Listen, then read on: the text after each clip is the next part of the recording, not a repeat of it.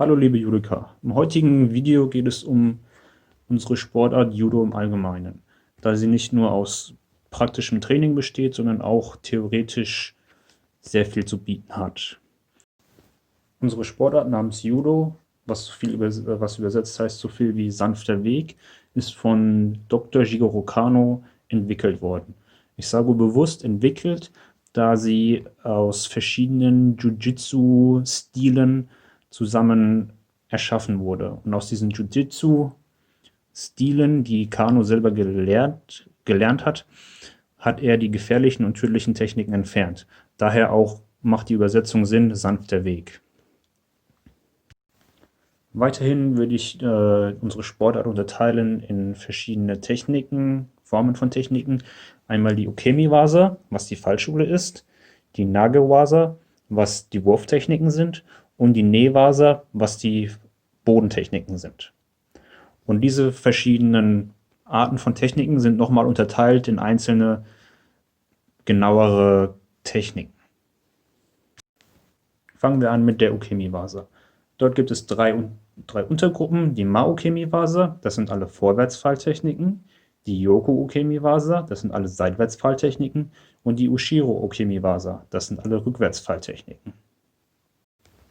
Euch sind Beispiele aus den verschiedenen Vorwärts-, Seitwärts-, Rückwärtsfalltechniken bekannt, da sie ganz normal auch im Judo-Training praktiziert werden mit unserer ganz normalen Fallschule, die wir trainieren.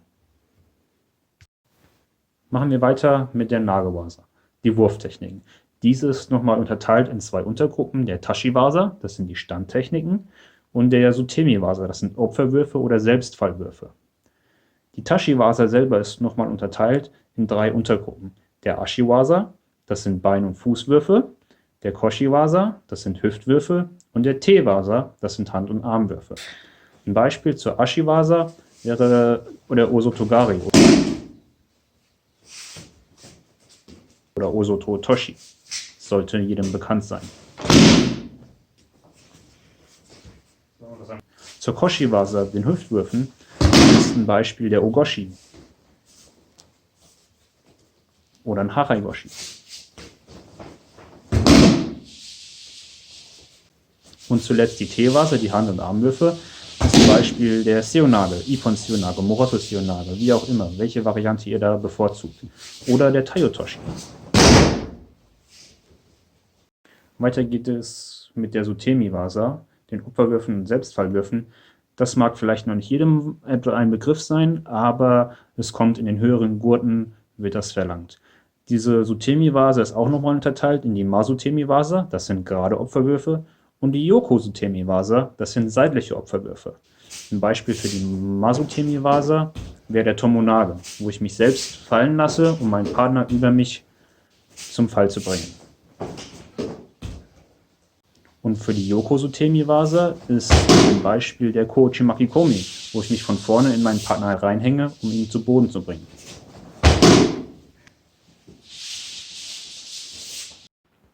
Zuletzt noch die Ne-Wasa, die Bodentechnik.